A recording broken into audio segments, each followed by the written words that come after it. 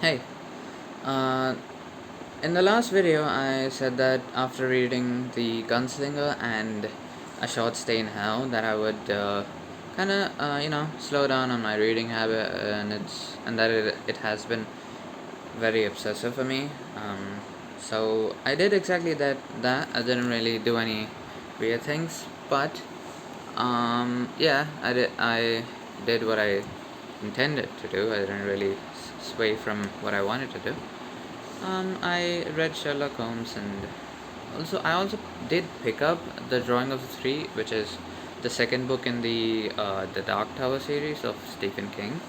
But that wasn't really like an obsessive read. It was chill, like a couple pages here and there. It's not that much of a deal. So so I would just keep up with this passive habit of reading, and thought it was alright. But that couldn't stop me from being very curious about the next book of the Dune series, Dune Messiah.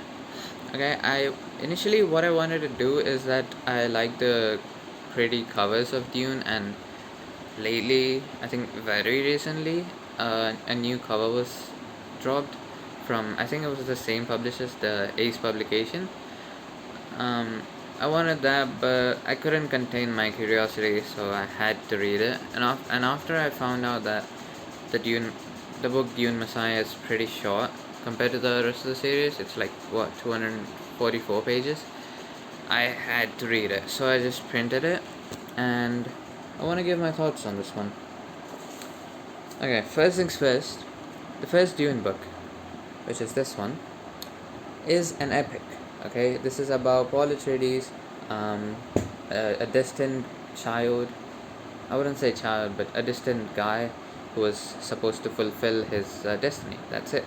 Okay, I'm oversimplifying a lot of things, but this is the initially what this is. Before, I mean, it is sci-fi. It has a bit of everything in it. But the main thing here is that it is an epic. Okay, it is an epic. This book over here, Dune Messiah. This book over here is a fucking tragedy. This isn't an epic. This isn't a flourishing kingdom, an empire ruled by Paul Atreides. This ain't it. Okay, I'm not saying that this is disappointing or this book is bad because it is not an epic, and it's not, it doesn't really go out well for Paul Atreides. I'm not saying that, but this is pretty different from Dune, and also that's definitely probably one of the reasons that this is the most controversial um, sequels for books. And I heard that actually the first time I've heard of this book, I thought of directly reading this book after I've watched the movies. I searched it up, and the first thing I saw was the most controversial um, sequel, and I thought it might have been a bad book. The first book that the author wrote might have been catching lightning in a bottle, and he couldn't do it anymore.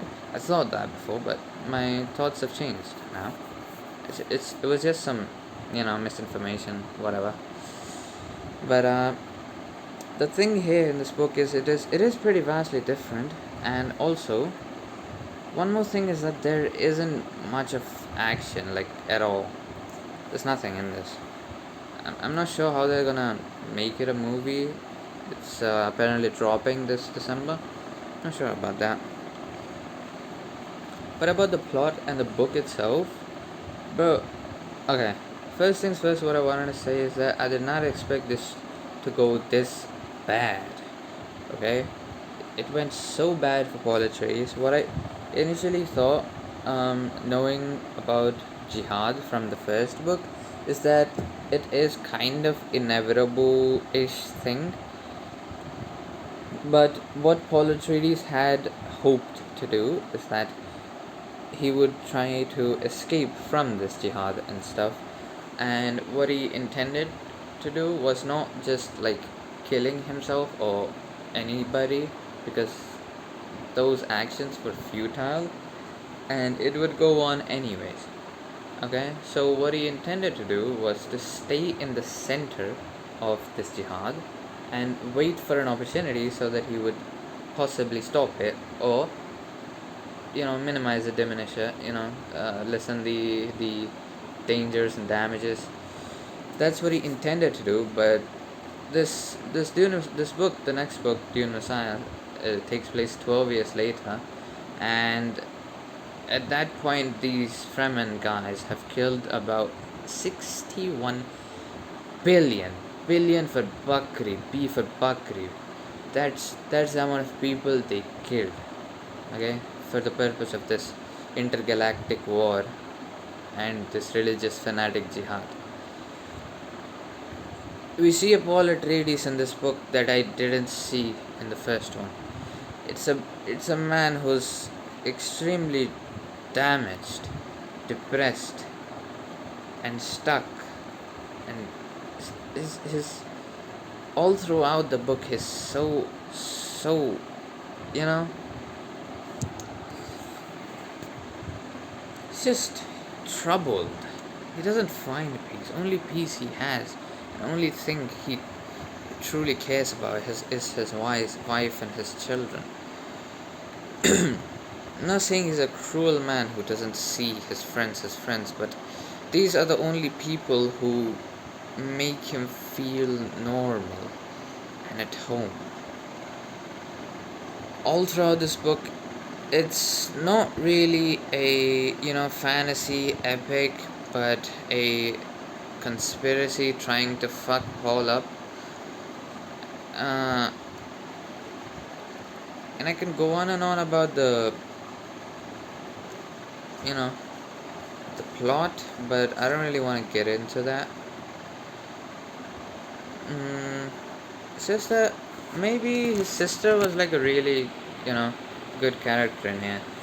I did miss Lady Jessica though, and maybe Gundry Halleck as well, but it's only so many characters you can play around with in a book, right?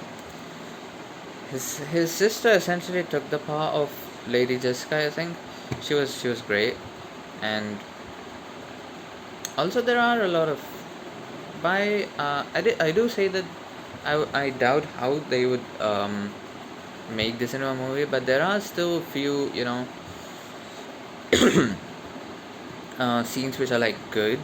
Maybe there's one when Chani gives birth.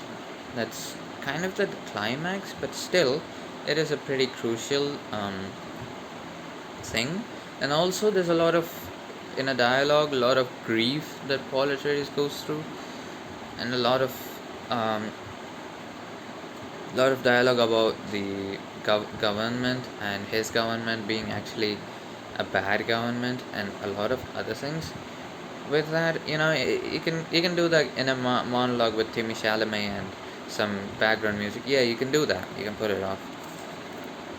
I think Denny can put it off actually, but I don't think all the people would really like it because it doesn't really have that much action, and maybe there's like one scene with the stone burner where he loses his eyes.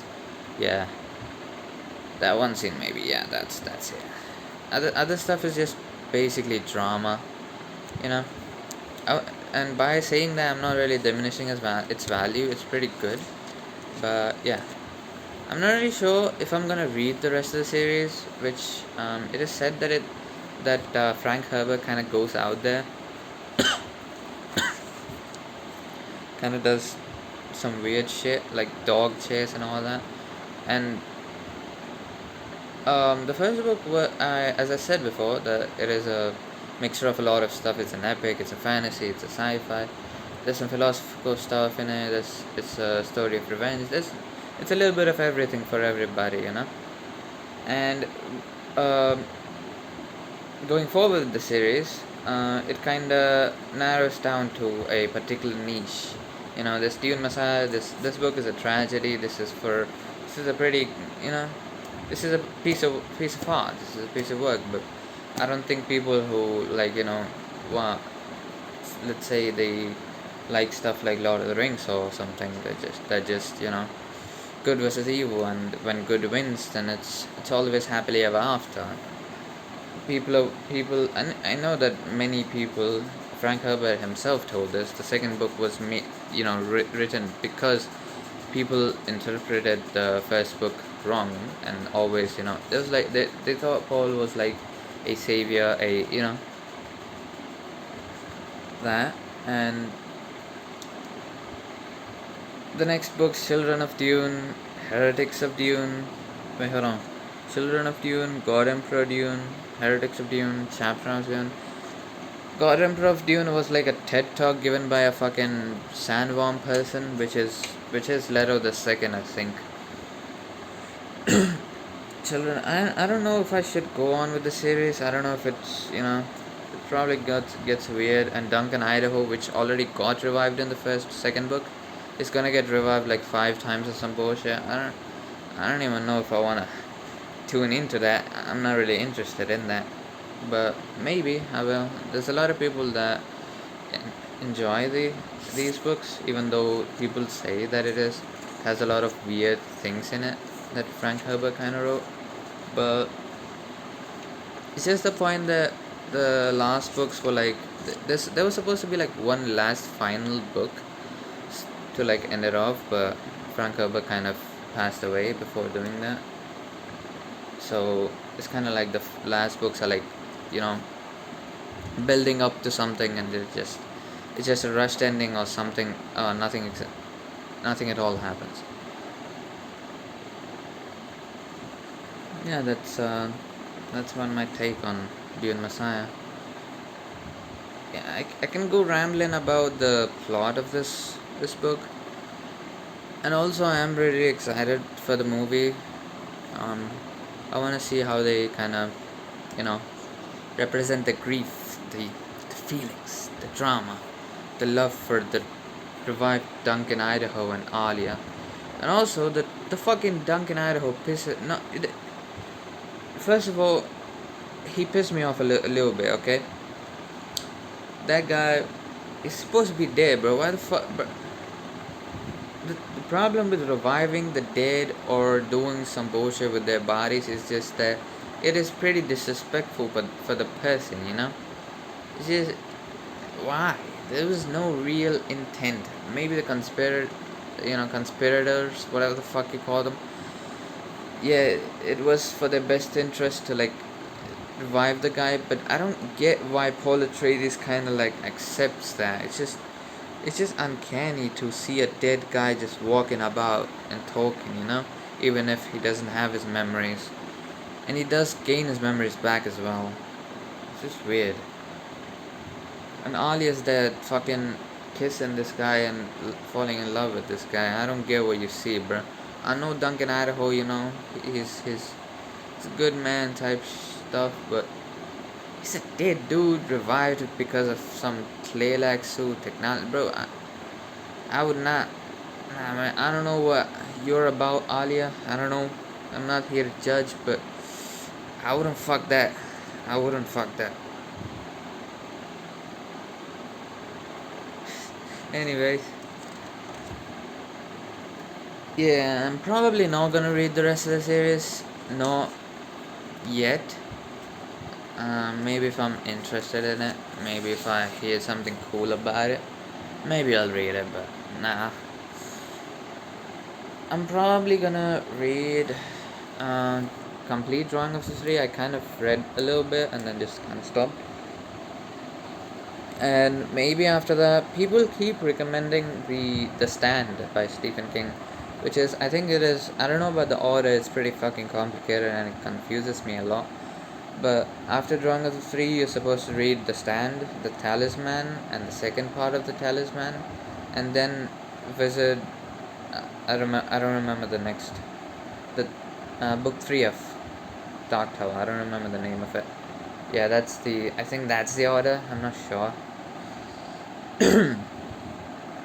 Yeah, that's probably gonna be my to read list from now. But I don't think I'm gonna be reading much of anything because I have a lot on my plate right now.